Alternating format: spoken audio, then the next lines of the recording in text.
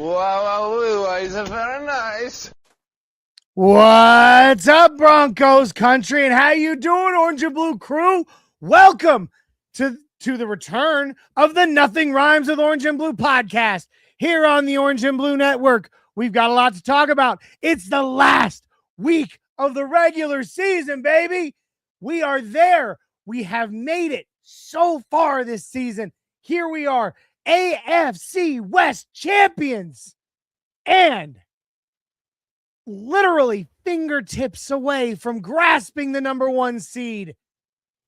It is such an exciting time to be a Broncos fan. I know I'm excited. I hope you are too. Come with us on this journey. This is the Nothing Rhymes with Orange and Blue podcast. Let's go.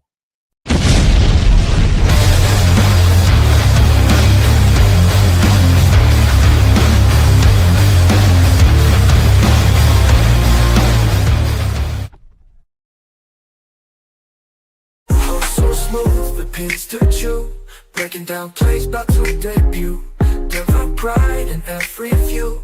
Nothing rhymes with orange and blue. Bright lights of my heart in our view. Nothing rhymes with orange and blue. Nothing rhymes with orange and blue. Nothing rhymes with orange and blue. From draft picks to game reviews, celebrating wins, analyzing the clues. Nothing rhymes with orange and blue.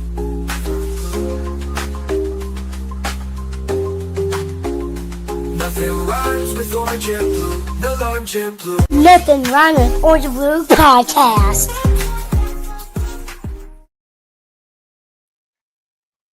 What's up, Broncos country? Sorry, let me rephrase that. What's up, 2025 AFC West champ, Broncos country? How y'all doing tonight?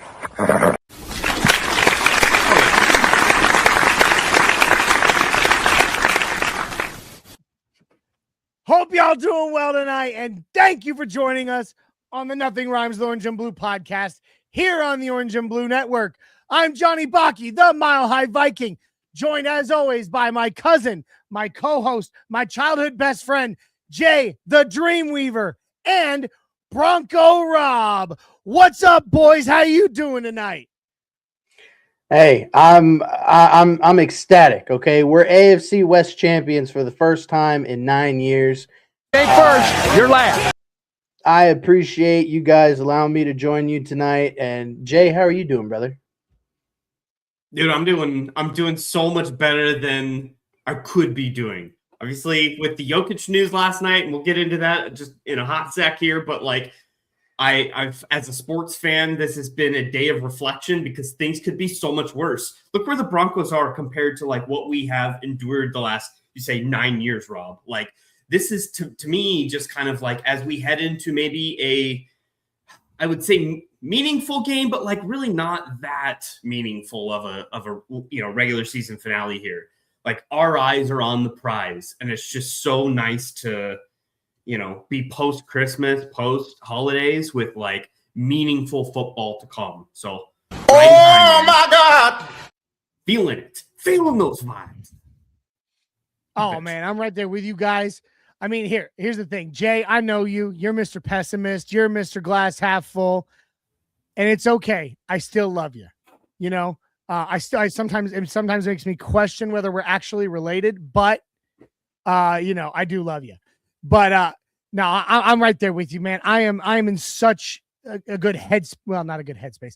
I'm in a good sports headspace right now. Obviously you guys know I've made it pretty open. I've been pretty open about it. I'm going through a whole lot of physical medical stuff. So it's been a little rough, but I mean, how often do we admit how much our sports affect our mood, affect the rest of our week, how we feel, each and every day? Way too damn often, if I'm being honest, but I don't care. And right now, regardless of how it happened, and Rob, we were both a little bit hard on the Broncos following that win on Sunday or on Thursday. I'm sorry. And, retrospectively, looking back at film, looking back at that game, I am not as pissed off at them as I thought I was. It was a much more strategic game than I thought. and it was not nearly as bad as we held them to. And I, at least in my opinion, and I will be the first to say, Denver Broncos, I'm sorry, but I'm so happy with where we are right now. Final week of the season, we are the AFC West champs, best record in the NFL. We are this close to snatching the number 1 seed and getting a first round bye and home field advantage for the playoffs. I mean, nothing could feel better for me right now. It is the brightest, besides my wife and children. I have to say that because if they watch this and I don't, I'll never hear the end of it. Besides my wife and children. Yeah. Besides my wife and children, it is currently the bright light of my life is where we are in Broncos country. It's wild to think about too, that it's not just like we have high expectations coming to the playoffs, and it's not like it's just, we've had successes this year and we're coming in kind of like last year into the playoffs, just kind of happy to be there. Like we are going into a playoff run where you look at the other teams around in the AFC specifically, and I've never felt like, as an objective NFL fan, there was an easier path to the Super Bowl in the AFC that there might be this year. And that's not a knock on the Broncos or, really even a knock on the Patriots, but just in an overall totality of the contending playoff teams, not really too impressed other than Josh Allen. There's not a marquee quarterback that has been there, done that as far as playoff expectations. So we literally have a chance to win the Super Bowl, and we don't need to be historic to do it. That's the thing. It doesn't need to be a Cinderella story of how we win a Super Bowl. We're the number 1 seed for a reason. We are the best of the bunch thus far. So it's just a weird perspective going into a playoff run than even it could be. Yeah, baby, yeah! Yeah, Jay. I mean, you hit the nail right on the head. And, to be fair, to be fair, this season, honestly, has been one that nobody could have predicted. Teams that should have been great were not. Teams that should have not been great were. And, I mean, that just goes to prove that, and I hate to be cliche, but any team could beat any team on any given Sunday or Thursday or Monday or Friday or whenever the hell they decide to have these games. Apparently, unless you're playing the Denver Broncos. This is true. However, with that being said, looking at the playoff picture as it stands currently with us sitting atop at the number 1 seed, the only way that we lose the number 1 seed is if we don't beat the Los Angeles Chargers. I almost said San Diego. I almost said it. There's still San Diego right here. But just Vegas is still Oakland, Yeah. But and again, even if, knock on wood, if somehow the Broncos don't win this game, which I don't foresee that happening, the only team that would jump us would be New England, and I feel like it's the next generation, the next era of Tom Brady and Peyton Manning all over again. Sure. No, look, I agree with both of you. I will caveat a little, Jay. I think this season's more historic than people are giving it credit for. I mean, you got a second-year quarterback in Bo Nix that nobody still, except for us in Broncos country, has any true faith in. And everybody is still knocking us for all of our 1-score games. Our 1-score game wins and comeback victories that are not sustainable. But again, we've said it here on the show, once or twice, that's a fluke. When you've done it, how many times now? 11 times out of 13 this season. That's a trend. That is what we do. And you can sit here and say it's not sustainable as long as you want. But, there are teams that have done that before and gone on to long and storied franchise histories with it. I'm not saying that that's going to be the case. And I'm going to be honest, just like everybody else, I hope that we get to a point where we're not having to deal with cardiac kids every single week, where our heart's beating out of our chest and we're sitting there worried we're going to pop a blood vessel in our eyeball or up in our brain stem or something. But the fact of the matter remains, they're getting it done, and they're doing it in spectacular fashion. Bo Nix is the first quarterback in history with 20-plus wins in his first 2 years, 20-plus wins, over 7,500 yards passed or in passing, and over 20 touchdowns in his first 2 seasons. First quarterback in NFL history. You want to sit here and say that's not historic? I disagree. That's pretty damn historic. Well, just for the record, I didn't say this season wasn't historic. I said the playoff run that we're about to have doesn't have to be historic. Oh, that's fair. For us to win a Super Bowl. Because, I mean, my God, you have no Lamar Jackson. You have no Joe Burrow. You have no Patrick Mahomes. You don't have any of the marquee names, the stapled goods that you would have think a you have to busted pass Justin through. Herbert. Yeah, CJ Stroud, like, whoop-de-doo-dum. That's not going to be any big whoop. In my eyes, if you look at, all right, we won the Super Bowl, and come April, we're reminiscing about it. Like, think about the quarterbacks we beat in our rounds of the playoffs to win that Super Bowl. Like, probably the biggest quarterback that we'll face is whoever we face in the Super Bowl in the NFC. Matthew Stafford, or another Jalen Hurts, whoever it is on the NFC side. Like, chances are they'll be more accomplished than Trevor Lawrence, or again, you just keep going on of like, wow, that's best foot forward AFC, right? Yeah, I don't know. Absolutely. And that's the thing is, again, looking at this league, looking at who we've beaten and how we've beaten them. And again, people are, you can downplay some of those, but like the Packers is an excellent example. Best, they were top of the NFC when we faced them, and we didn't just beat them, we destroyed them. And it was spectacular. And in just seeing all of that, there is we've said it so many times. There is not a team in this league that I'm afraid of. Cautious, sure. Respectful, absolutely. Afraid? Hell no. Not even a little. And that's how I hope our players are viewing it, how they're looking at it. That's how I hope Sean Payton is seeing it. I'm sure it is, but either way, that is what it should be. Is nobody, there is not a team in this league that we should be afraid of. So you're right, Jay. It doesn't need to be a historic playoff run, but we do want it to go the right way for us.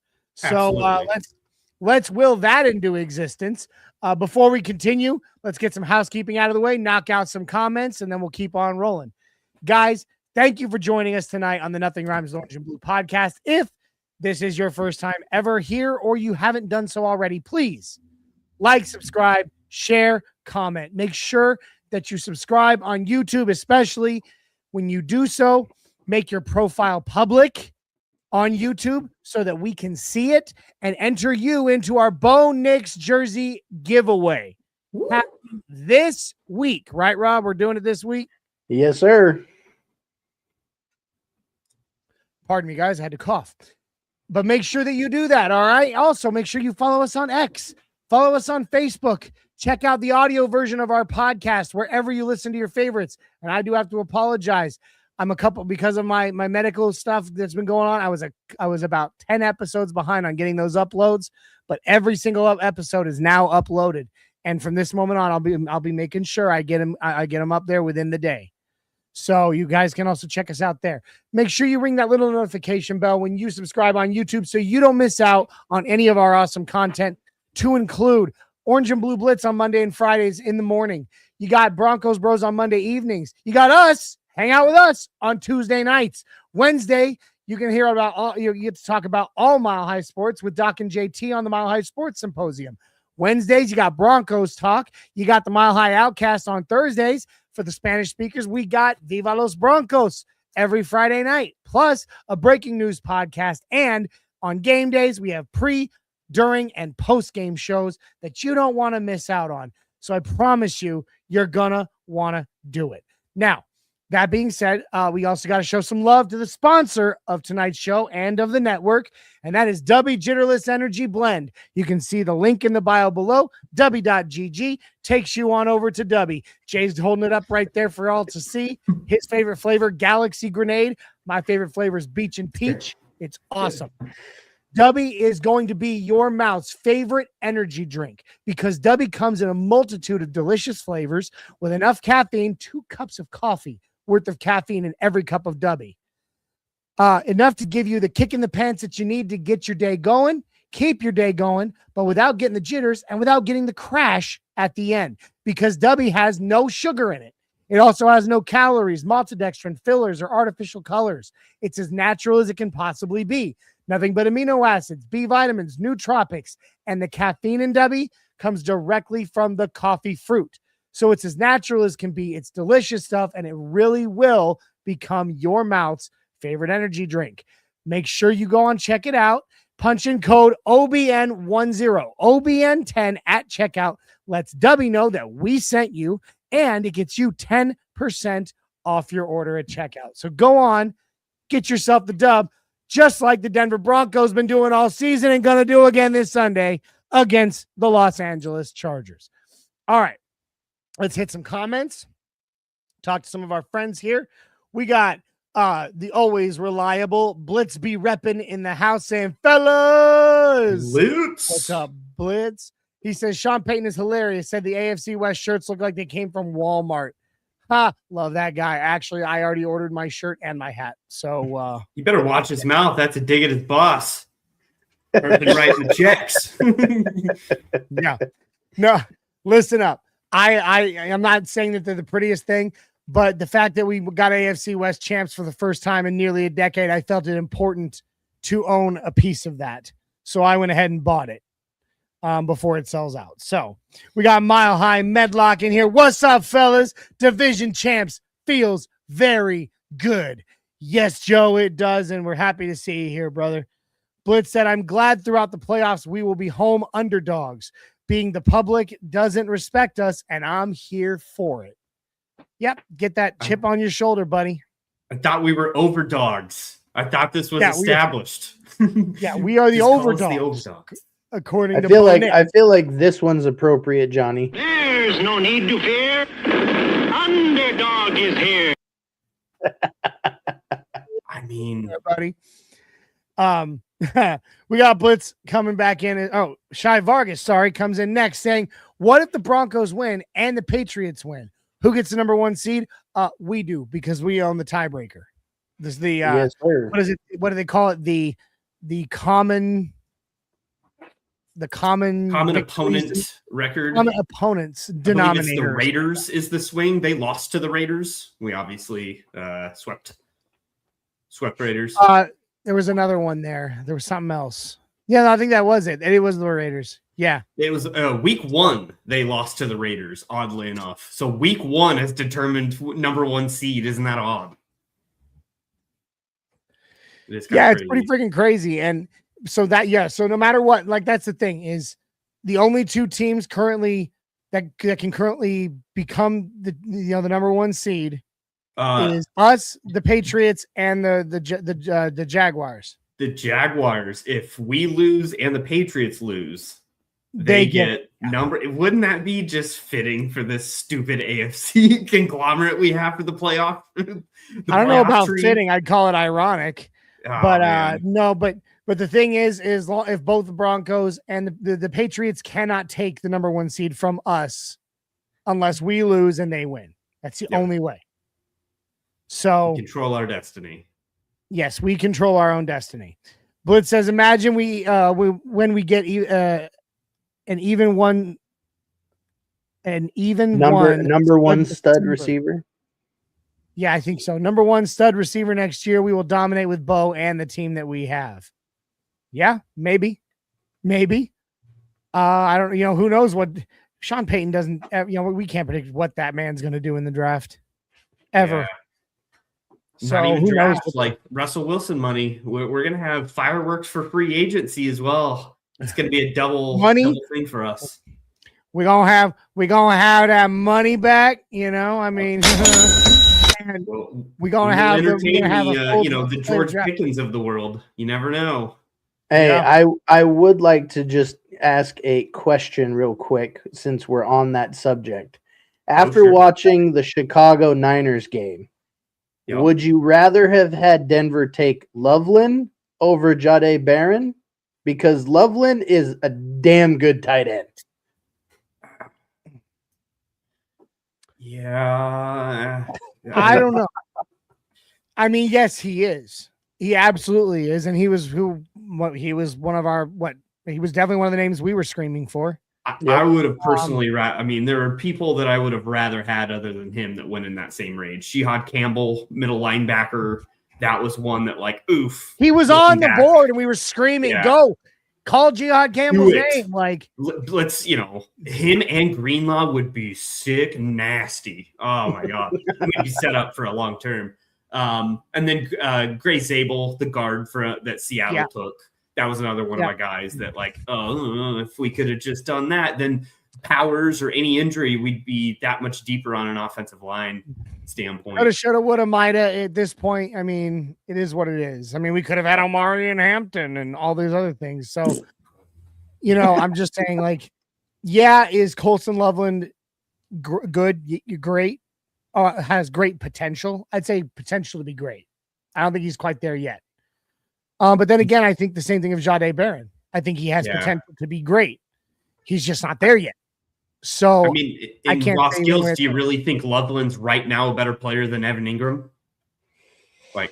Right now, I don't know, bro. I think sure, but today, I think that one game that I watched alone, I think he only dropped one pass. The dude catches everything. Yeah, he does do that. He has sticky hands. Yeah, but I just don't know. I still don't know if he would be fully ready to take the starting job. So, and here's the thing. I'm still not counting out Sean Payton's pet project. We haven't seen him, but we didn't think that we would, right? The loner. Caleb Loner. The loner. I mean, we haven't seen him, but none of us thought we would see him this season, right? So I'm not counting that project out yet. Plus, there is a good slate of tight ends coming up in this next draft. So, I mean, we'll see what happens in that room. We need That'll be an interesting position to watch, free agency wise, I think. Yeah, absolutely. Who knows? Maybe we can go get Travis Kelce. Talk him out of retirement. Just kidding. Joking. I'd rather take Jason Kelce personally. Yeah, I mean, okay. I don't want any of it. No, thank you on all accounts. No Kelce for me. I will say this: I did feel just a twinge, minor. Might have been a spasm with my back fractures, but I did feel a slight twinge of respect for Travis Kelce. I don't know if you guys saw what he said to Bo after the game. I did. When they got up close and personal with him, and he was like, "You're a dog, man. I love playing against you every single time." And then he patted him on the, they hugged it out. He patted him on the shoulder, and he said to Bo, "You go get one now." That was cool. Did you know that Bo Nix is afraid of dogs? I saw that video. And I'm like, great. Now I can never meet Bo Nix because everywhere I go, I have my service dog. He won't get anywhere near you. I know. Even though my service dog is like this big, he's like 9 pounds. Yeah, but that is pretty wild. Oh my god, he wouldn't pet Steven. Yeah, pretty wild. Who the hell names their dog Steven? Kirk Herbstreit. He would. Yeah, I was gonna say Kirk Herbstreit. that is the absolute person that would. And he did. Yeah, He did. But Bonkers Broncos saying, "Hey yo, Broncos be wildin'. Wildin' out, buddy. Wildin' out." There you go. He's bonkers somewhere. Bonkers in the wild. He says Bo Nix has no fear. And that's the thing. I don't think Bo's actually afraid of dogs. He's just uncomfortable around them. Because, he still stood there while Steven sniffed around him and everything. He didn't, go running what's his name? Barry? When, Eric Berry? The horse. Eric Berry when Thunder went across the field. He's like, no, there's that damn horse again. No, I'm out. He's like, hell no, I'm out. Bo was just kind of standing there with the football. But he's like, hey, yeah, okay. When Steven was sniffing around him. So, I don't know if he's truly afraid so much as it's like he even said it. He even said to Kirk Herbstreit, you know, like it's not my thing. You know, I didn't grow up with them. They're just not my thing. So I thought it was Steven, or is it Peter? Yeah, no, it's Peter. Parker says Peter. Okay, my bad. Either way, it's a ridiculous name. Kevin, Kyle, like, you know, if you name your dog Peter, Steven, Kyle, Kevin, it doesn't matter. It's a stupid name for a dog. And Kirk Herbstreit really goes, yeah, I know it's Peter because he goes, I'm going to make him pet Peter. And I was like, what? Just name him Jelly Beans and be done with it. Pet my Peter. Pet my Peter. Shut up. But, you know, I mean, anyway, you know, Bo, you know, we'll go back to this one saying that Bo has no fear. Okay, so let's kind of get into it, right? This weekend, and I'm sorry about my voice, guys. I'm still getting over this this upper respiratory infection that I had. It was wonderful, just wonderful. What kind of wine you drinking tonight, Jay? Oh, it's an Italian red blend. I believe it's 2018. It's a good year. It's a good year. I was waiting for it. It's a good year. Absolutely. You got to do the connoisseur shit, right? You got to like waft and swirl it and look for the legs on the. It's got to be counterclockwise. Clockwise won't do it. You know, watch the legs on the side of the glass, and you know, take a little sip and the tannins. Yes, I don't actually ingest it. I spit it in a bucket over here. Yes, yeah, you know. Like open your mouth afterwards to see if your mouth, you know, like and hold your head down to see if your mouth drips because it's acidic. Things like that. Like you got to do these. You must do this with every glass you sample. I tell you what, you know, some free ad space here. Costco is the place to be if you are a wine connoisseur. They are off the chain when it comes to pricing for wine. Sam's Club ain't free bad. plug, either. Costco. Yeah, okay. Sam's Club ain't bad either, though. Okay. You know, they don't got that chicken bake. No, but they have the best damn chicken salad. That's a 5 on the boom meter. Boom, boom, boom. Oh man, we be crazy. We be wilding tonight. Gary Neighbors coming in saying, "Go Broncos, country #1, best team. I believe." Yes, sir. Yes, sir. And that deserves a. I thought you said go, Bo, go. Yes. So I want to take the Bo, you know, situation, and I guess I want to talk a little bit more about last game. You're saying that you're not as disappointed after watching film and after kind of dissecting what happened. And I mean, not as I'm not saying I wasn't disappointed with certain aspects, but I'm not as furious. So as I thought as I was post last game is kind of a microcosm of some of the worrisome trouble points going into the playoffs. Long-term run here, like where we're going to be here after a potential bye. The offense was really slow at times. They didn't light the world on fire. But I guess I was more disappointed in the defense more than anything. With the Kansas City offensive line decimated the way they were on like their third string on a lot of positions on their line. I mean, the pass rush got 1 sack. We had 2 tackles for a loss in the entire game. Like the defense just didn't have any splash plays, you know, just never, I don't know, didn't look like they dominated the way they really should, like the national perspective of our defense. I did go through and watch all 22 though. And while I agree with you in a lot of respects, the pressure that was in Oladokin's face the entire freaking game was insane. He just is very good. It's the one good part, the one good aspect of his game. He was able to be very mobile and escape. And so I mean, I get what you're saying. We didn't dominate the way we thought we would going up against third string offensive line, against a third string quarterback, you know, but again, the pressure was there. And ultimately, the thing is, like, we didn't really talk about it post game, but I mean, look at the overall stats. Like, yes, they had 10 points on the board.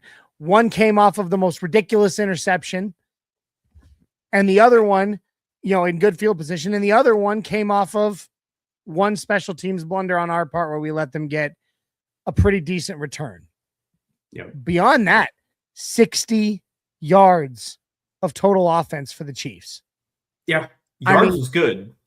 So, we didn't still, bend even, let alone break.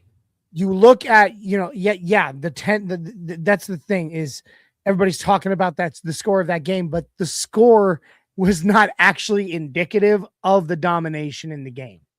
Yeah. It came off of 2 lucky breaks for them. That's it.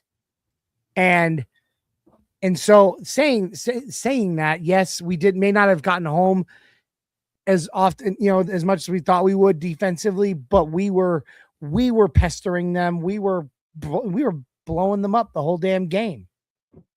It's just a continuing trend of like not getting the sack numbers we did in the first 6 weeks of the year, 8 weeks of the year. And I don't even necessarily say that in a player thing.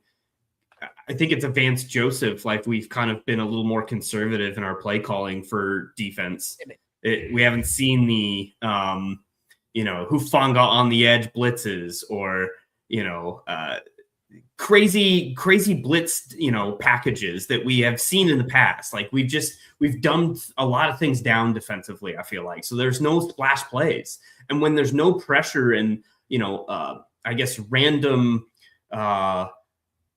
looks for pressure, we get no turnovers. And that's a whole nother thing of like this defense, as grand as it has been terrible in taking the ball away. I think they're like 25th or something like that in the NFL as far as takeaways.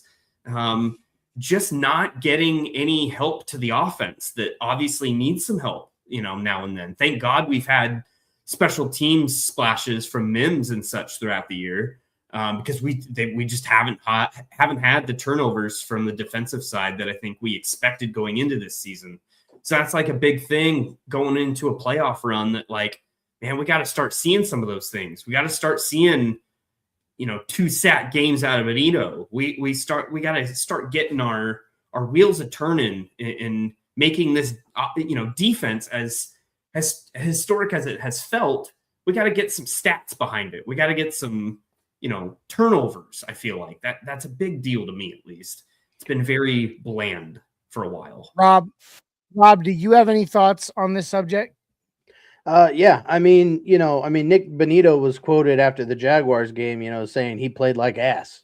And that's really, that's really indicative of what we have been seeing, is that for whatever reason, the offense is starting to get its wheels and the defense is taking a nosedive.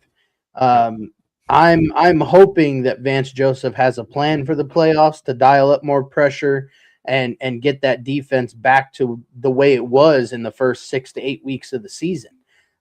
In reference to the Chiefs game alone, Denver had 22 first downs to Kansas City's 10. We had 39 minutes of time of possession to their 20. Statistically, yeah, I feel like for the most part, we did dominate that game. And to Johnny's point, in the beginning of the show, it was very strategic and methodical as to how Sean Payton wanted to win that game.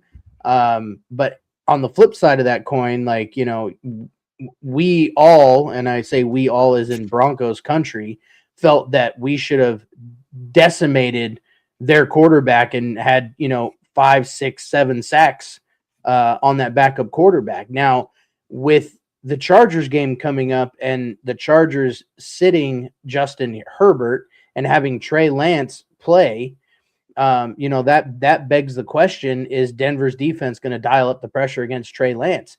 In my opinion, I don't think so, because Trey Lance is just as good of a mobile quarterback as Patrick Mahomes or Oladokin or, what have you. So, I'm not going to be surprised if we don't have the sack numbers for the game against the Chargers. But what I will be surprised is if we don't dominate like we have been, especially with them resting most of the starters. But that, does kind of bring up Bonker's comment here. saying, what do y'all think about the chances the Broncos will install the backup quarterback on Sunday? I don't think so. Well, this was going to be my comment to you, Rob, of like, do we think that there's been a little bit of like, let's not show all of our cards if you're Vance Joseph in some of these matchups of like, why would I put on tape what I'm going to do in the playoffs against the Kansas City Chiefs that we just saw? Like, what's the point if we can be as vanilla as possible and still win the game? Maybe a little bit of that. I hope so. I hope Vance Joseph has a hell of a defensive plan for these playoffs because, you know, again, looking at the playoff picture, I mean, there's a chance that, you know, we could play the Texans. We could play the Jaguars again. Like, but as far as the offense and Sean Payton, I feel like there is no way Bo Nix is sitting that last game. I envision this game as like the same as the Chiefs game last game of the year, where we're just going to roll. We're not going to stop. Well, I was watching Tim Jenkins this week breaking down that game, and he was hyped about the way Bo Nix played, about the way the offense played, and he even said this was a vanilla offense in this game. It was a vanilla offense, and like, you know, except for that one play that we actually thought, Rob, you and I thought at game time and post game that it was a trick play that just luckily they jumped off sides. It was designed that way. Yeah, like that. like Sean Payton said, it was completely designed that you know, Quinn Miners would be doing the hard count with Bo Nix at receiver. You know, Bo Nix at receiver and our Harvey our in the backfield. backfield. Harvey, you know, at the quarterback position in the attempt to get them to jump. And if they didn't, we'll kick the field goal. If they do, we'll take the penalty. Like that was the plan. And yeah, but now we can't do that in the playoffs because people know what's happening. We could do something akin to it. Do it a little differently. Mix it up. Make it Quinn Miners not doing the hard count. Have Harvey doing the hard count. Instead, he was a quarterback. He knows how to do it. You know, I mean, like, you can mix it up. You could try something similar to it. But the fact is, like, it was the only thing that wasn't really vanilla about the offense in that game. Yeah. Sean Payton went into that on, I don't know if he was doing that on purpose, simply to not give away, not tip any extra hands he's got before the playoffs, or if it was more just him being like, we will do what we need to do to beat Kansas City. You know, just do what we got to do, as opposed to enough, like, right. Exactly. Like and I think that I looking back at the game and the way it is, we're still as a team pretty damn healthy going into the playoffs. Right? Yeah. Yeah, I hope. And so I hope we are. I mean, yeah, we could have gone out there and put a 30 burger on the Chiefs. We could have. We should by doing a whole bunch of stuff. Yes, but by doing a whole bunch of stuff that would put our guys at more, you know, at a little more risk, right? Well, and out there and do just enough to get the dub, to push towards the final week where you just need to get that dub, and then you're the number one seed going into the playoffs. I think that was a big part of his thought process. Well, and Johnny, to your point, you know, I think the reason why a lot of Broncos country feels disappointed with the offense is because we all believe that this offense is capable of putting up 30, 40 points a game. I mean, on paper, I mean, that's what we were thinking in the beginning of the season. You know, we all of us in the orange and blue network, you know, we all believe that Sean Payton and Bo Nix was the combination that was going to get the points up on the board. And sure. As Jay strangles his cat, just kidding. There's no animal cruelty on this show. You know, Hi, Bucky. Hi, Bucky. As the season went on and we were winning these 1-score games, you know, Broncos country was confused. They're like, why are we playing just enough to win by 3 points, by 1 touchdown, by 1 point? You know, I mean, we all, I think, understand the frustration to it because we believe that we're capable of so much more. And if we're going to make a deep playoff run, especially get to the bowl, Like, we got to be able to put up the points and keep up with these teams like Buffalo Bills and the Houston Texans. I mean, at least for the first couple plays. Then after that, they kind of fizzle out. But I first cycled the phrase all year of we are the kings of playing with our food. And we absolutely do that. And that's why we play down to the competition and we play to the situation. It's super frustrating as a fan because we want it to be Madden. If you can put 70 up, why are you putting 70 up? What are we doing? I don't know. Johnny, are you frustrated with that? A little, but I don't think I'm as frustrated as a lot of people are. Like, I'm a firm proponent of get the win. Get the win. Like, yeah, you do like, and he's up and down for me when I watch him. Colin Cowherd said it perfectly the other day when talking about the Broncos Chiefs game. He was like, you don't get style points in the NFL. Like, and you don't. There is no points for style. You know, yes, you might hear, you know, down the road, you might see some replays on NFL Network or something, you know, or you know, reminders of, oh my God, do you remember when Denver did this? Sure.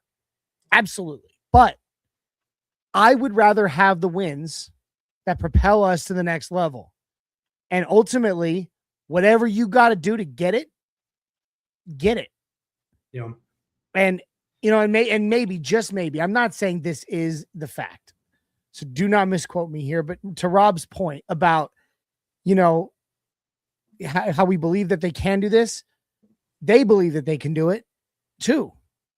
And maybe, just maybe, Sean Payton is like, get enough done throughout the season. That way, when come the playoffs, that's when we lay it on them. That's when everybody goes, holy shit. Was that the Broncos that did that? Yeah. You know what I mean? Like, he's a very strategic man. My only hesitation in that is the same phrase they use in basketball is don't mess with the game. Don't tempt the basketball gods, because there's a right way and a wrong way of trying to manipulate and trying to, like, you know, that's what they always say about teams that are trying to, you know, tank in certain positions to get seeding right at the end of the year. Like, you know, respect the game. And I don't want it to come back, you know, in our face of we pull out a game plan that we've had in our back pocket all year and we can't execute because we don't ever do this in our games. Like, we haven't done this since September. No.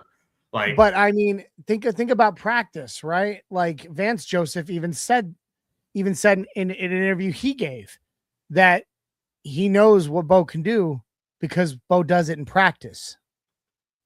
As long as they're practicing, you know. I'm just saying, like, not in our view. Now, I'm not calling for every, you know, for a bunch of flea flickers and wildcat plays. No, but sure, you know, like we know. I mean, okay, perfect example. I was watching today. I was watching the Homegrown podcast with the Carr brothers, Derek and David. I don't know if you guys have ever watched their completely podcast. Unaware. No, sir.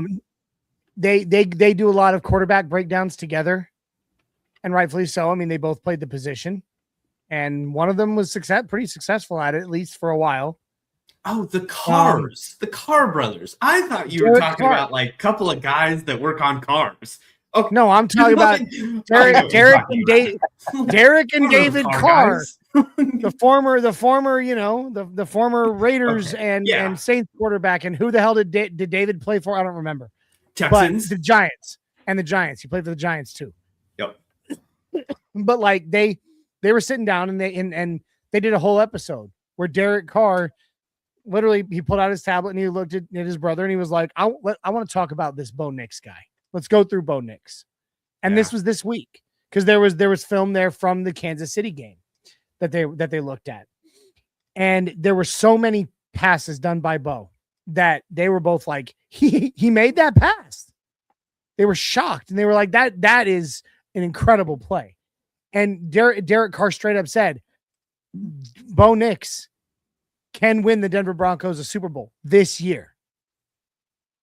And then he was like, and he even said, and it pains me to say this, I don't like it. The NFL better watch out for the Broncos in the playoffs. Yeah. And that is coming from a former Raiders quarterback who understands that rivalry, So it was, when I was watching that, I was like, and listening to them, the two of them break it down together and talk about the difficulty behind some of these things. And they were like, this kid's only in his second year.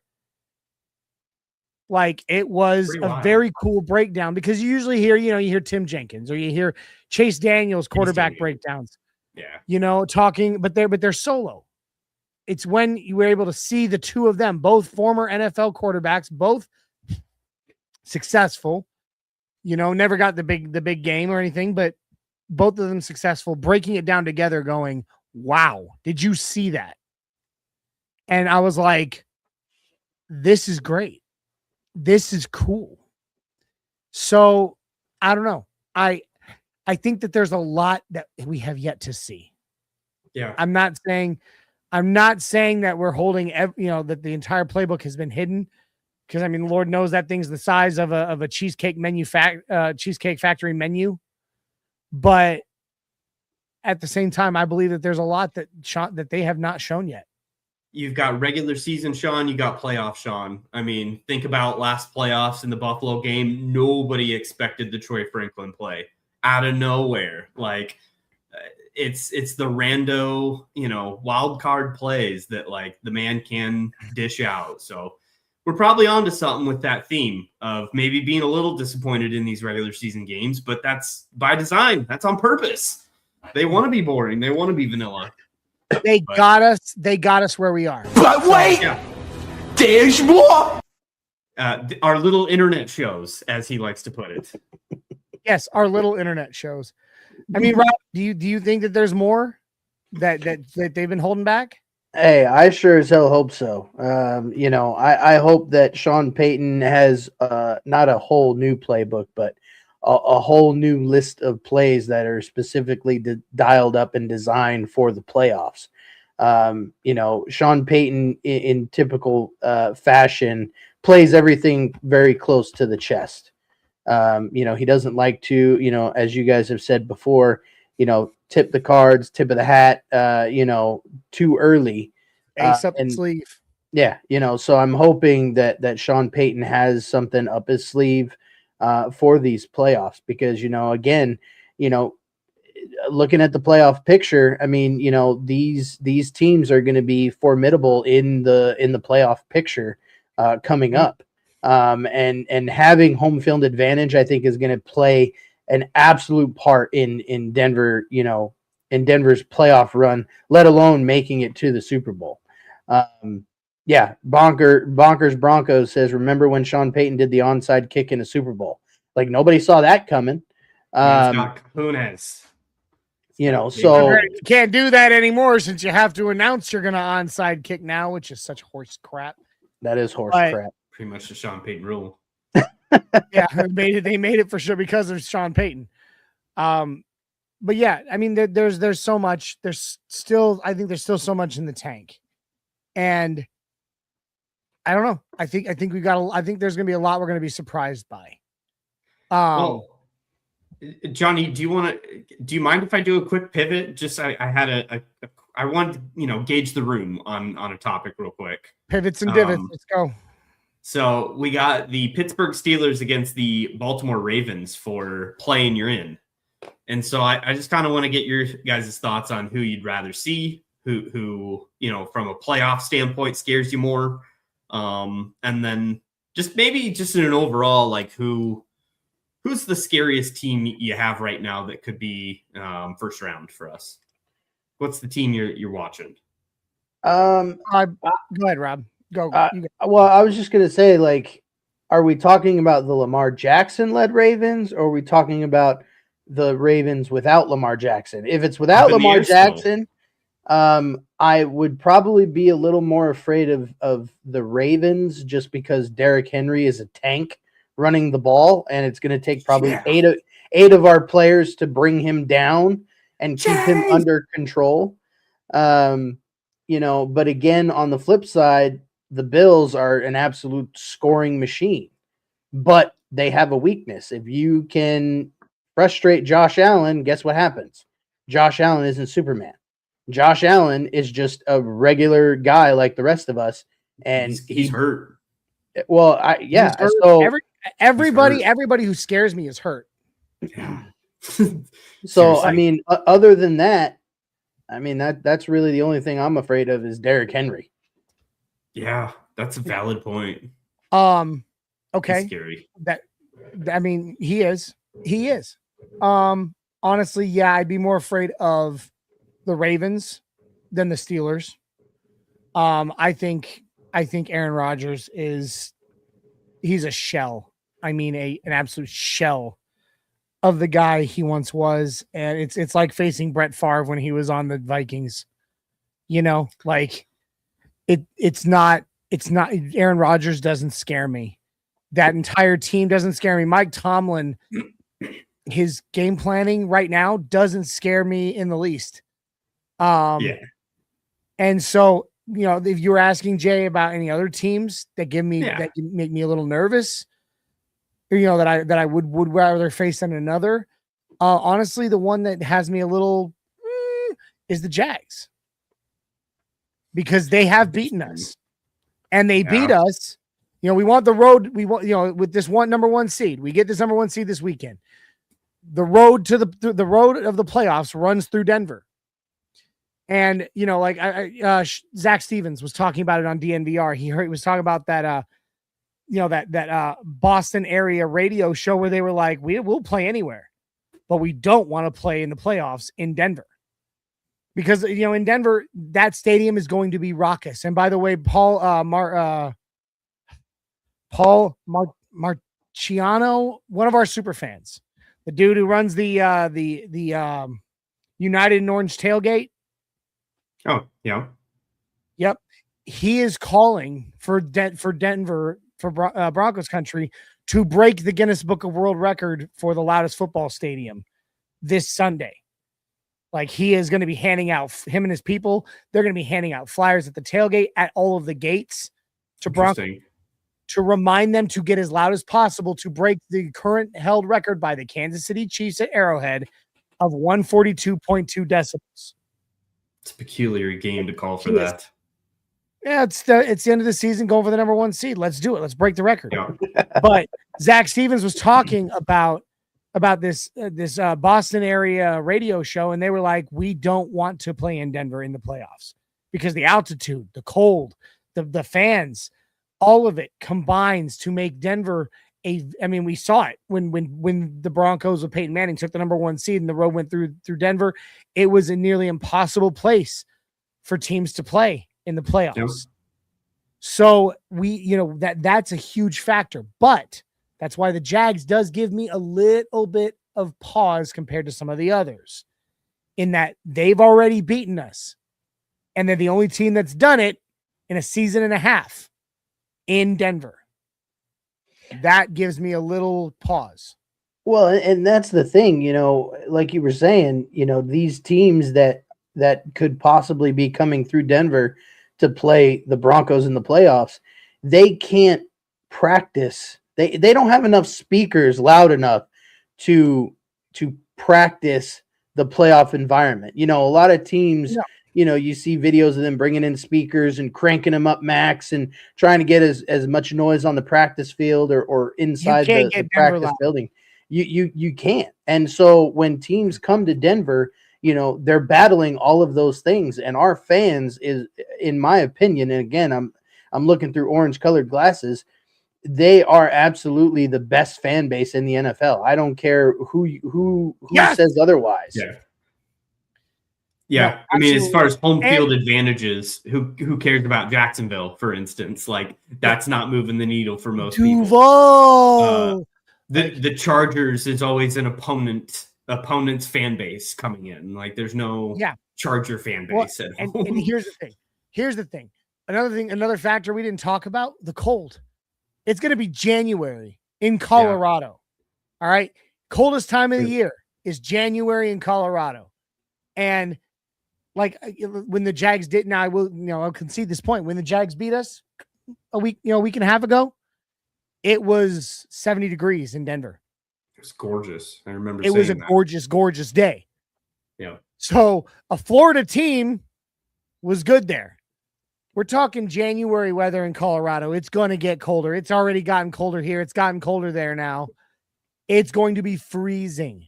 So these teams like Houston and Jacksonville and LA, used to playing in these warm climates, that's going to affect them too. Obviously, you got, the Bills, they know the cold. So do the Patriots, so do the Ravens and the Steelers. Those are 4 teams right there that do know the cold, but there are 3 teams, 3 of which we will likely face, with the number 1 seed in the divisional round and the conference round, that do not play in the cold.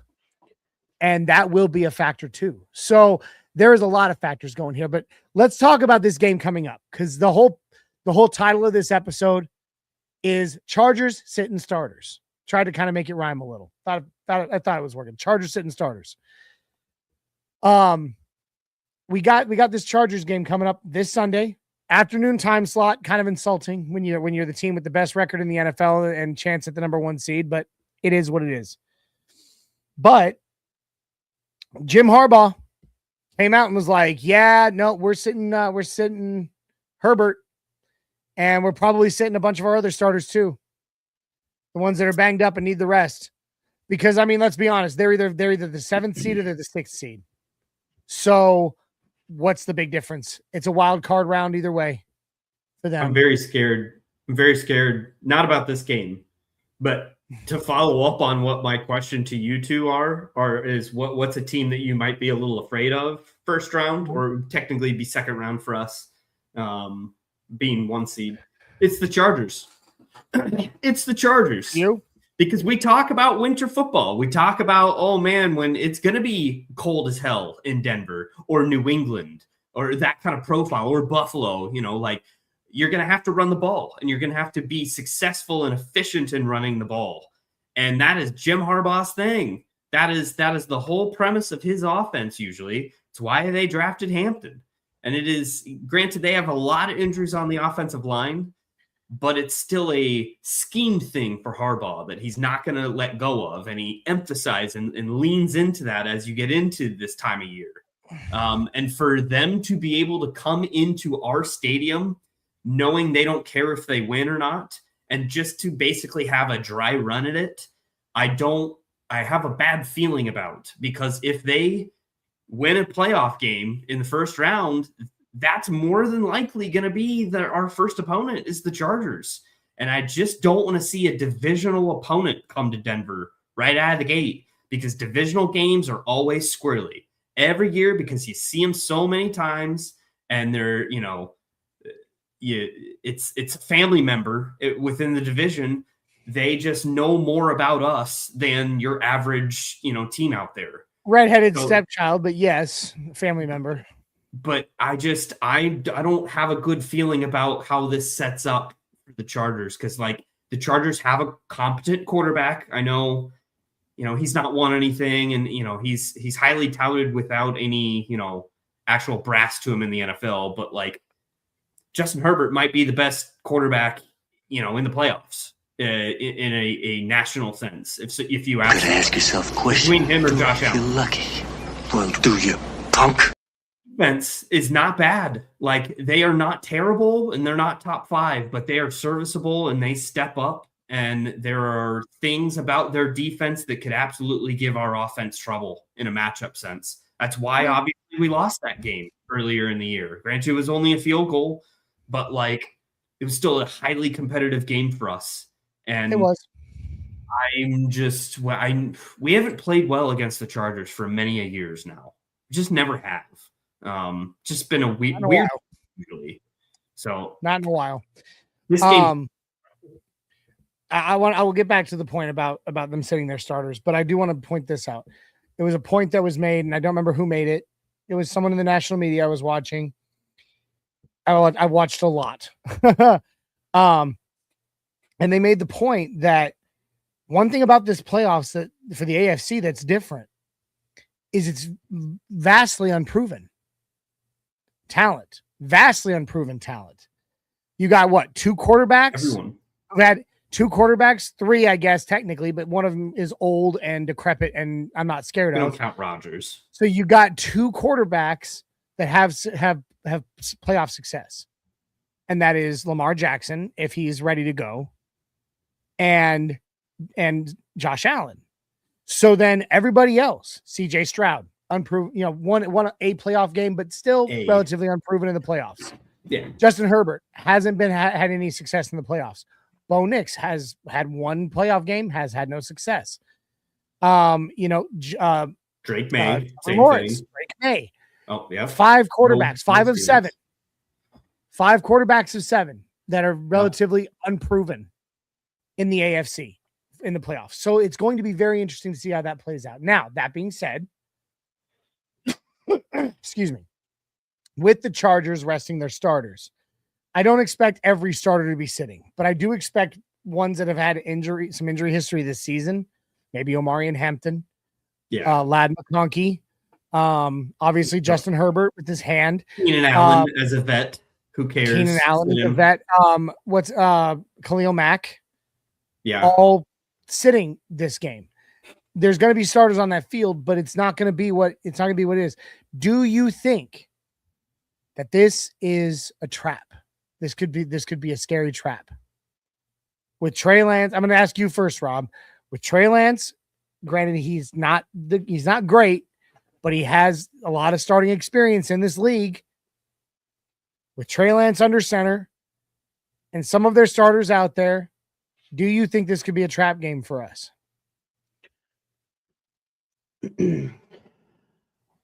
With it being a trap game, it's kind of hard to say because honestly, Trey Lance has not – he hasn't played a hell of a whole lot. Not in a while. Not in a while. So, there's obviously going to be some football rust that needs to be, kind of knocked off, which will probably get knocked off in the first quarter. But, like you were saying, he went from the Niners to the Chargers, where he did have a little bit of success with the Niners, but, again, he didn't stick around long enough to really solidify himself as a quarterback that would scare me in a sense of this being a trap game. Now, as long as Denver doesn't rest any of our starters defensively, I think Denver will be just fine. Trey Lance. That goes back to that point. That question is, what do you think the odds are that we install our backup QB? I don't think we're resting anybody. Not with the number 1 seed on the line for us. It's not on the line for them. They have nothing to lose. They're either the 5th, the 6th seed or the 7th seed, and it means nothing to them except to spoil our hopes and dreams. That's why they're starters. But we have the number 1 seed on the line. You don't risk that. Yeah. And, to go back to your question, do I think this is a trap game? No. I don't feel like – I feel like the Jaguars game was more of a trap game than this game. And that's simply because we were on that hot winning streak, and we all knew that the Jaguars game was a game that could have been the straw to break the camel's back. The Chargers always play us more competitively. The Chargers and the Chiefs are the 2 teams that always play us more competitively during the regular season and even into the playoffs.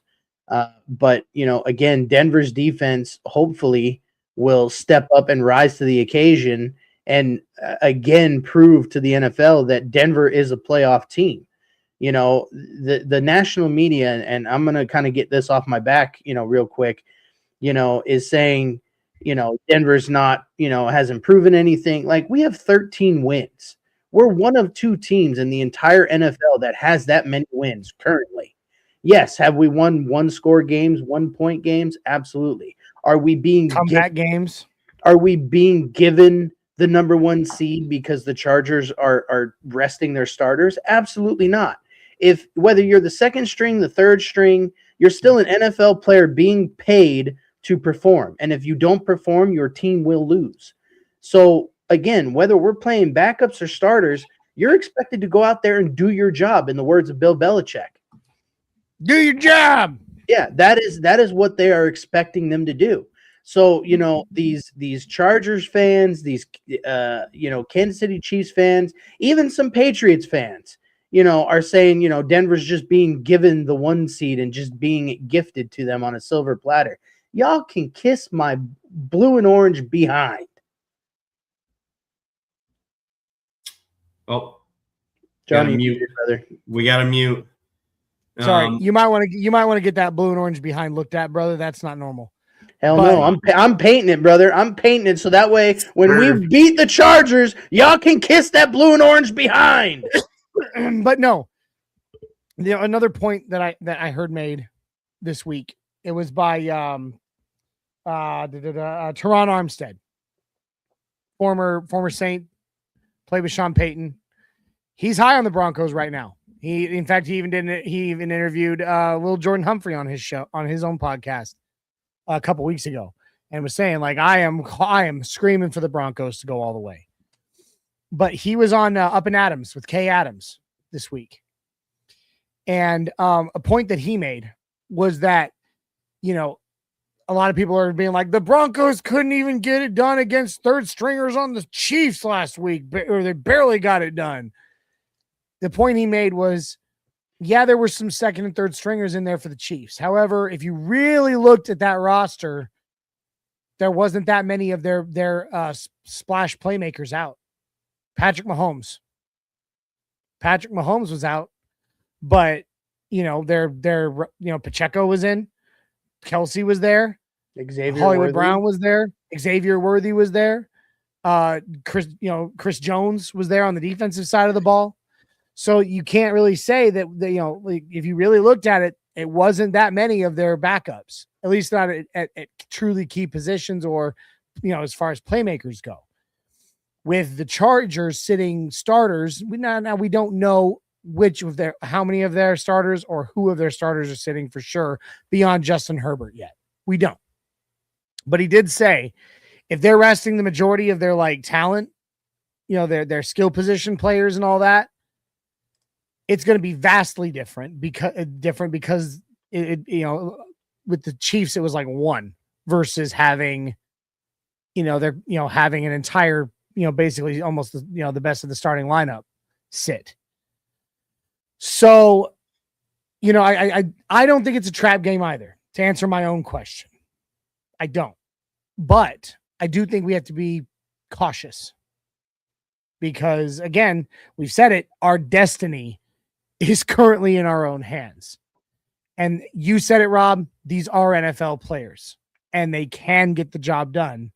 Maybe not as well as some others, but they can do it. So we have to be very careful not to let hubris get in the way, not to let our own self, confidence cause us to make a mistake. I don't know, Jay. I've got a different outlook to this game, to be honest, and I think it is warranted to think that the Chargers are handing us the number 1 seed, because I think in a way they kind of are. They already are waving that white flag of we prioritize rest compared to a different seeding that at the end of the day we're still going to be playing on the road. It was still going to have to go on a playoff road streak as their team. So it's not really huge for them. It's not really a huge game for them at all. So they just want to sit on the sideline and see if we can put some things on tape that is useful going forward, knowing that they might be back in Denver for a playoff game. I look at this game and I got this queued up here. I think this game is going to look a lot like week 18 last year when we beat the pants off of Kansas City, because Kansas City had absolutely no reason to be there. And so they sat everybody. And if we won, we got into the playoffs. Like, that was at the very last minute, we got into the playoffs. In the very last game, we had our, created our own destiny. If we won that game, we were in. And this is very similar of, if we win this game, we're number 1 seed. We got home field advantage. That is a huge carrot for this team. So I feel like Sean Payton is going to try and win this game at halftime. I feel like the first half, we are going to go crazy aggressive, and we are going to just try and just end this. So, boys, if you want to earn a half, away, and we trot out Stidham on the second half because we're up that big, and we see that the Chargers don't even want to be there, then so be it. I could totally see Stidham ending this game because I think it's going to be a blowout. I don't know if I would do it at halftime. I might do it like at the end of the third quarter or something like that, because one point I did hear made, and I think it's a good one, is granted the Broncos so far this season have done very well on long weeks, on bye week, following the bye week, following mini buys from short weeks. We've done very well. And we have that right now because we played the Chiefs on Thursday. So we have a mini bye week going into this game. Right. But at the same time, first round bye for the playoffs. You don't want rust to grow. Yeah. You don't want these guys getting out there and they've had a week off. Now, granted, I'm not saying that the guys are going to Cabo and partying on the beach during the bye week. Okay, because that's not what the bye week's for, and they better know that. And I know Sean Payton knows that. I guarantee he's not gonna be letting these guys party on their week off. He's gonna be like, no, this is about prep. This is a week for prep. Well, but isn't that even more of an argument to say that we're not gonna go into this game vanilla? Like we're actually gonna have a practice run of playoff offense? I would say that, yes. But what I was gonna say is, rather than sitting starters, for half the game, I would let them be out there keeping going as much as possible so that there is as little time as possible for rust to grow come the bye week. So that's fourth quarter. Kind of like a basketball game, you're up so much. Fourth quarter starters, you're down. You get the whole fourth quarter off. 6 minutes left in the fourth quarter. Go ahead and empty your bench. I could see doing something like that. I could not see us giving our starters an entire half off. Not in this game. If we're up 24-27-0, why? Why not? Well, the game's maybe, over. But I could see this. I could see this explosion coming. That's at least what I'm predicting. Just saying, I think there's arguments that can be made for both sides. Sure. So I mean, do you think there's any chance whatsoever that we lose this game, Rob? Absolutely not. I think that number one seed is the goal. Sean Payton, said, yeah, winning the division is great and all, and we want to do that. But that number one seed and getting that first round bye, that's goal number one. Making it to the Super Bowl, goal number 2. Winning the Super Bowl, that's goal number 3. And then it's wash, rinse, and repeat. So I absolutely do not see Denver losing this game. Unless Harbaugh has some sort of miracle game plan with backups in and what have you, and find some, blaring weakness to Denver's defense, that is just he has to absolutely exploit. I don't see Denver losing this game. I do hear he called up Bugs Bunny to get a bottle of Mike's secret stuff. But your secret stuff. All right, Jay, do you think there's any chance at all that we win this game or we lose this game? No, I think this is going to be a bloodbath by intention. I think Harbaugh is very smart, very strategic, and he has a very vanilla offense when he wants to. He's the guy that's going to put out an extra lineman and an extra tight end and just go jumbo package, bam, bam, bam, 3 plays in a row. He's archaic and super boring. But I feel like that's going to be what he presents us. That's what he gives us for the game. Okay. Don't show your cards. We'll see you later. Here's the thing. I've been talking about trap games. I've been talking about the potential to lose and our destiny being in our hands. That's not to say I don't wholeheartedly 100% agree with you two. Yeah. I'm saying there are things that you have to be cautious of. Sure. And I'm not the only one saying so. At the end of the day, if our defense can't stop the run, then we're screwed. Like that, maybe that's what they exploit. Stopping the run hasn't been our problem lately. It's been the passing game lately. So and so I'm with you 100%. Bloodbath, boot on the throat, not letting up. We're gonna kill them. I mean, they might as well have just Jim Harbaugh may as well have wrapped the number 1 seed in pretty gold paper with a big red bow and just handed it to us. I was only commenting on the fact that that you don't want to go in there and let your own hubris be what brings you down. Yeah. You got to go in there regardless of who's playing with respect. I don't think he will, but I also hope Sean doesn't, get too full of himself and start showing some cards he shouldn't. Too many, too many cappuccinos or espressos with Kay Adams. He gets a little saucy sometimes. So hopefully he can stay grounded. Hopefully. Okay, so let me ask you this last real question, then we can get ready to bounce. We get the first round bye. We're just assuming that right now. First round bye is ours. It's in the stars. Who do you think? When we get to the divisional round, and it's our turn to take the field in the playoffs, we will be taking on the remaining lowest seed. So that being said, who do you think is the truly most likely opponent the Denver Broncos will face come the divisional round? Jay. It's my worst nightmare. I didn't want it to get to this point, but I think Baltimore is going to beat Pittsburgh this week and is going to limp into the playoffs, and they're going to do something crazy.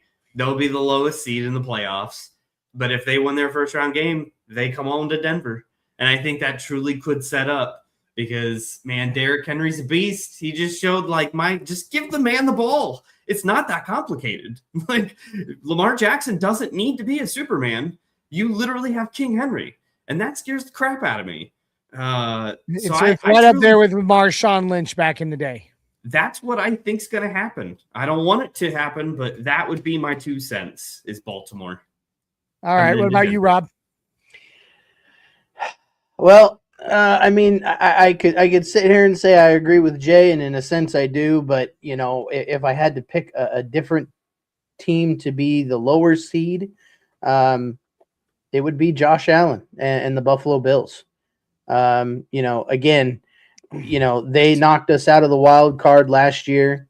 But again, that was Bo Nix's first year making the playoffs. He took us out of the pits of irrelevancy as far as the playoffs are concerned. And now here we are, year 2, Bo Nix getting us to the playoffs, getting us the number 1 seed as collectively as a team. But now Josh Allen and the Buffalo Bills have to come to Denver. Now, Josh Allen and the Bills, they're used to the cold. They're used to the snow. They play in it, but they don't have the altitude. Else. They don't have the altitude. They don't have as the noise of Mile High. So I'm hoping that if it is the Bills, that all of our home field advantages will work in our favor, and it will definitely be a different outcome than the last time. But if I had to pick somebody other than Baltimore, it would be the Bills, in my opinion. Yeah, and see that's the thing. That's where I'm at. I'm with you. It's the Bills. Yep. To your point, Bills Mafia is very loud. However, space. Have you seen the capacity of their stadium? It's like college stadium. It's like half as big as ours. Yeah, it's small. All right. So their new one is sick. Last year, the stadium. Their new stadium. I watched a documentary on that being built, and that thing looks ridiculous. It looks nuts. Crazy. Yeah, but currently they're not used to that noise. They don't have that noise.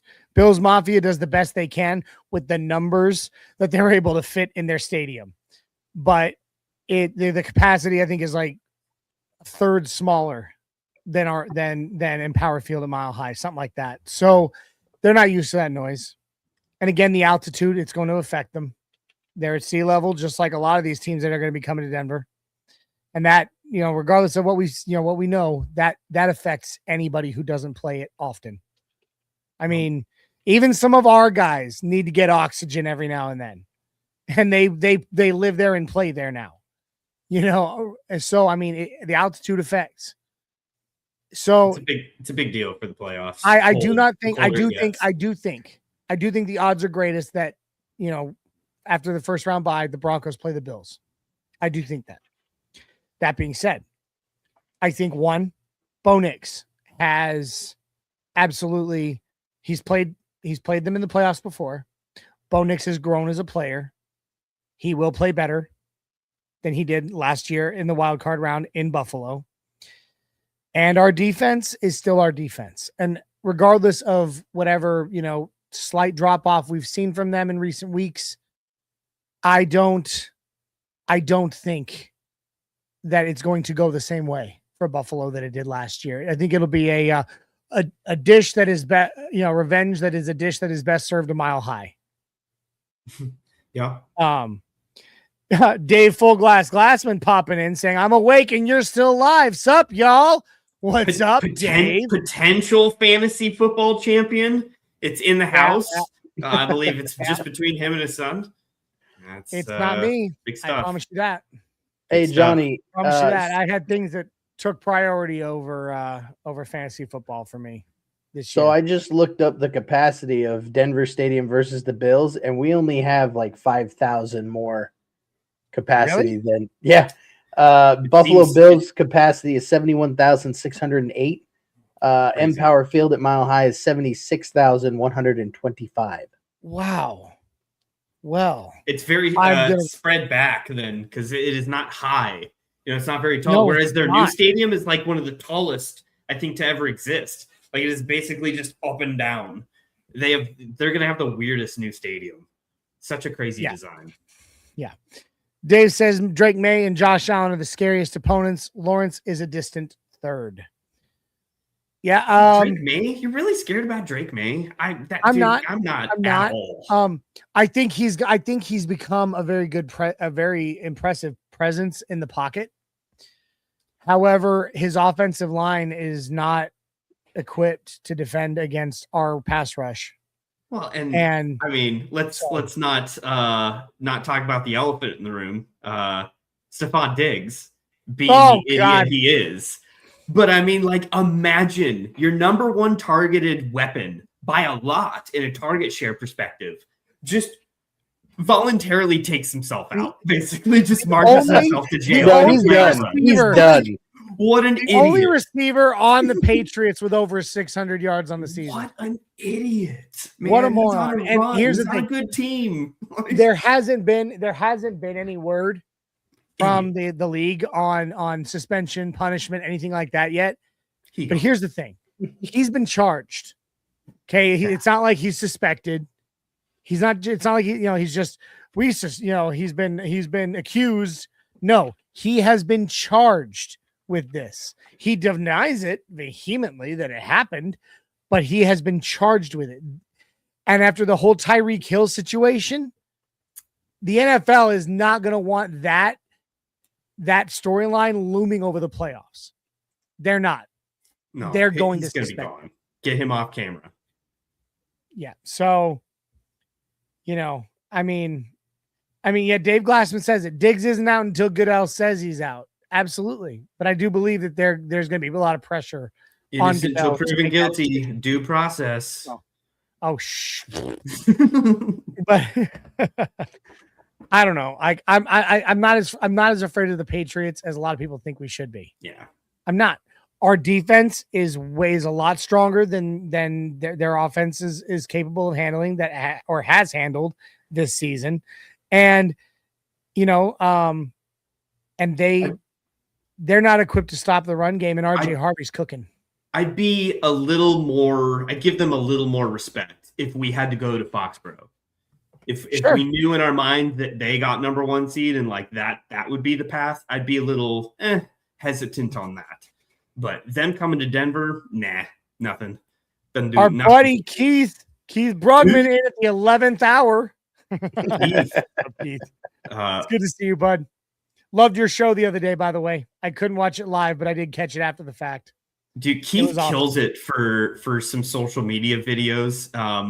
Man, the name escapes me, but I believe him and his wife run a antique store in Montana, and he does like some videos for that of promo. He's just super, super talented. Love Keith. Great guy. He's a good guy. He's a good guy. All right. Unlike Stephon Diggs. Here you go. He said it. Helena's used. Yeah. That's it. Free plug, Keith. Nothing but love and respect for Keith Brugman. Absolutely. Dave Glassman says RJ is not cooking. Camara light at this point. Ooh. I catching strays at the 11th hour. I disagree, Dave. That's not a full glass comment. That's a half. No, it's not. Comment. But I mean, RJ Harvey, 12 touchdowns on the season. More than any other running back in the league. Very impressive. Now, granted, not all of those are rushing touchdowns, but he is a dual threat weapon. So, okay. Just quick sidebar, little quick squirrel. It just can be a yes or no, real quick, or either or. I brought this up on the Bros podcast last night. Super Bowl. Dobbins is back and ready to go. Harvey or Dobbins, who starts? Harvey. Yeah, Really? I say Harvey.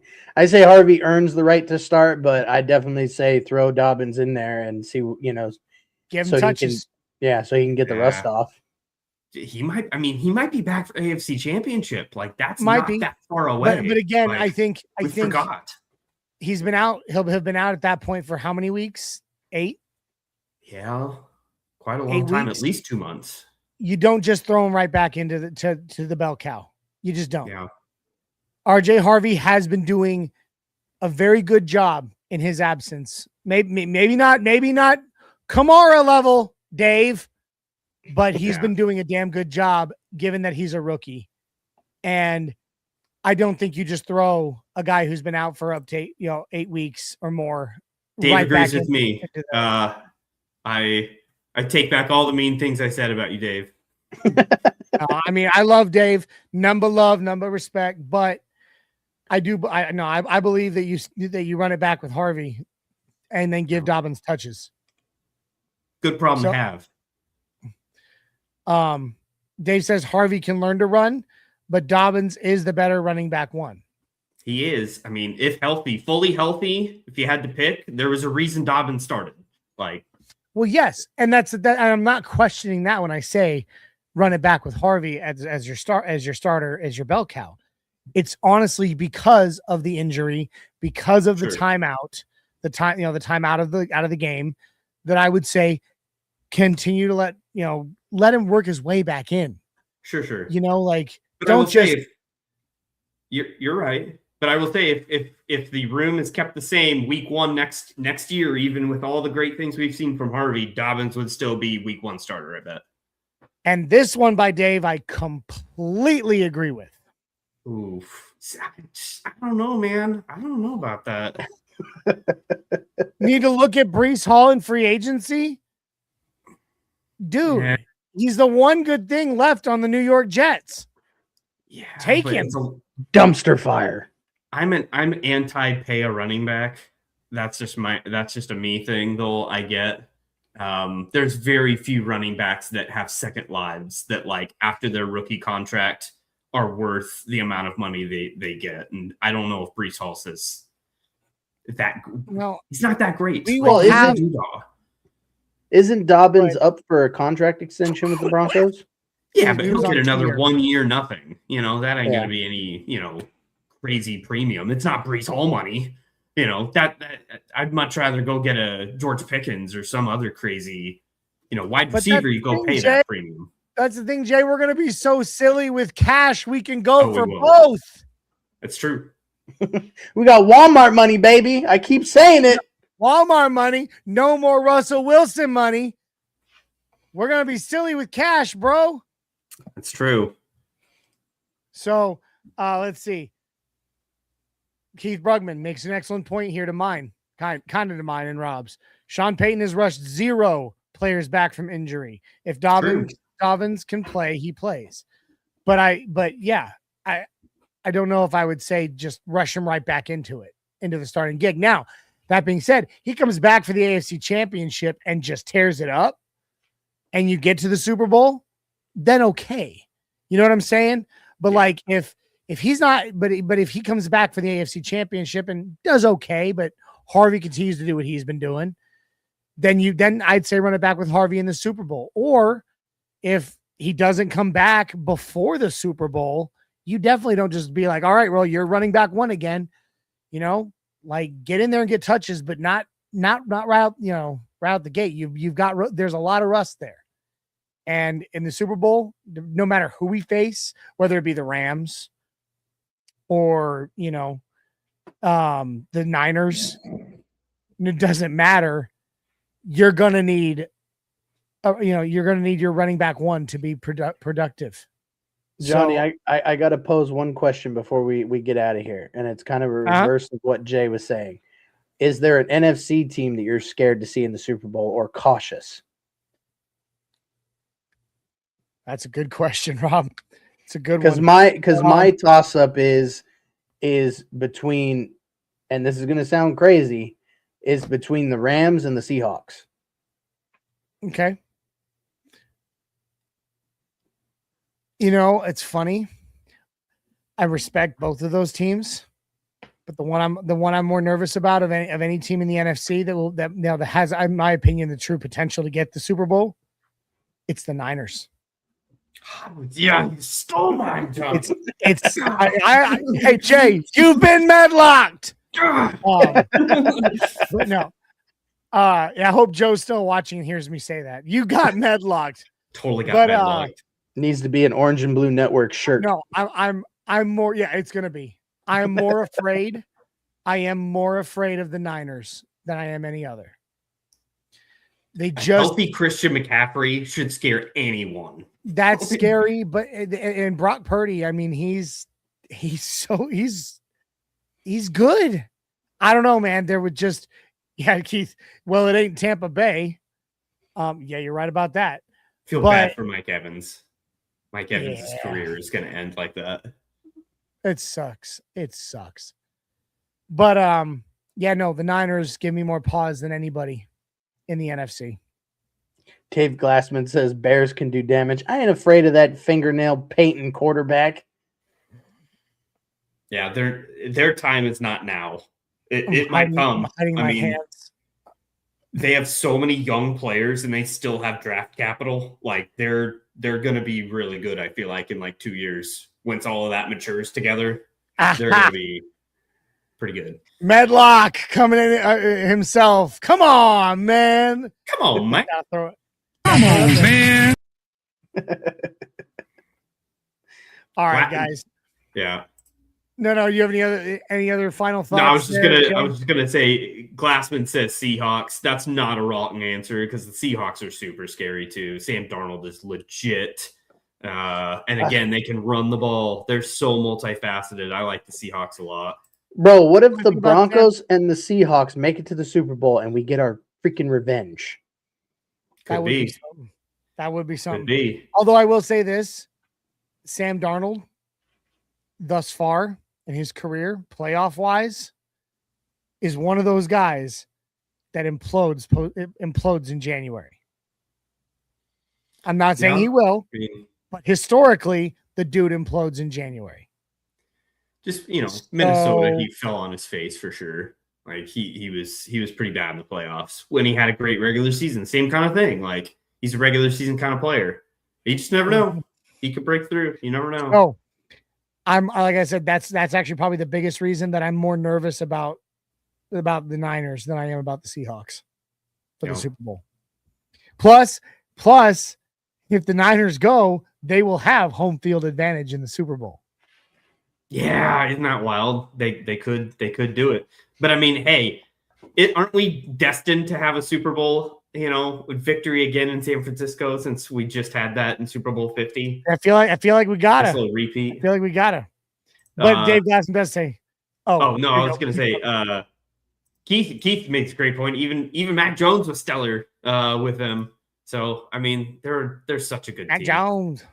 I love Kyle Shanahan. And then Dave comes in saying Seahawks revenge would be great, but I'd rather see anyone else. Yeah. And it's not like you're getting your revenge on Pete Carroll. We've already done that this season. It's not like you're getting your revenge on Russell Wilson. I mean, we did that by shipping his ass out of town. Yeah. So Dave does say Niners D is weak. Yeah, but that offense is so stellar, dude. Yeah. So all teams are flawed at this point. There is no complete team in the NFL this year. We're, that's, us and the Patriots have the most, most W's, even above NFC teams. And that's, there's something to be said about that, even from the NFC perspective. Well, Seattle's 14-3 though right now too. No, they're not. Or no, sorry, 13. My bad. Yeah. I guess we'll see, guys. But that being said, this has been an excellent show. A lot of fun. I love you guys, and I appreciate you being here. Everybody watching at home, I apologize again for my voice. I'm starting to lose it. To everybody watching at home, if this is your first time here or you haven't done so before, please like, subscribe, share, and comment over on YouTube especially. Make sure you subscribe. Make sure you set your profile on YouTube to public so we can see your name, because on Thursday, we're doing a spin to give away a Bo Nix jersey, and your name could be on that wheel as long as you follow those instructions. All right? And you can get that Bo Nix jersey free of charge. We're even covering shipping. So no downside. Make sure you also follow us on X. Follow us on Facebook. Check out the audio version of our podcast on all your favorite platforms, be it Apple, Google, Spotify, iHeart Radio. We are on all of them for free. Make sure you go check it out there. Pardon. Make sure you ring that little notification bell on YouTube so you don't miss any of our awesome content. I'm just going to throw it up there for a second. We have shows all week long, all year long, all Broncos related. You don't want to miss any of it. So make sure you come and check us out just for that reason. All right, guys. We are very, very excited about what's coming. Do you guys have any final thoughts before we get out? I just want to see Denver, whoop some Charger butt, because I've got a buddy of mine that's a Chargers fan, and he's been just chirping all season, and I want that revenge, and I want that number 1 seed. So go Broncos. Jay, final thoughts? Everybody throw a prayer out for Nikola Jokic's knee. 1 month. The dynasty is not over. We will continue on. The playoffs will come, and we will be full healthy going into the run. So another Denver sports team atop their game, taking a pause. But you know what? That's okay. The Broncos and the Avalanche will continue on being the best in their sports. And with that, the Broncos will get the number 1 seed, and I can't wait to see it. My final thought, if you haven't seen the Now You See Me movies, go watch them. Interesting. Seriously, I just bought the 3rd one. The first 2 were I absolutely loved already. The 3rd one was freaking phenomenal. So I already watched it, Johnny. It was awesome. It was so good. Anyway, that being said, final thought Broncos wise, our destiny is in our hands. The number 1 seed has basically been gift wrapped and handed to us. It is our time. The stars have aligned for us all season. It is our time to take it. We are going. And I'm going to say it. Jay, hit the button. Hit the button.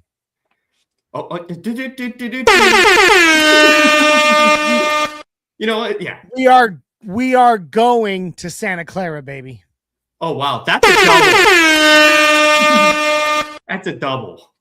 We've gotten it done against everybody all season long. We can keep it, and we will keep doing so. I really believe that. I believe that.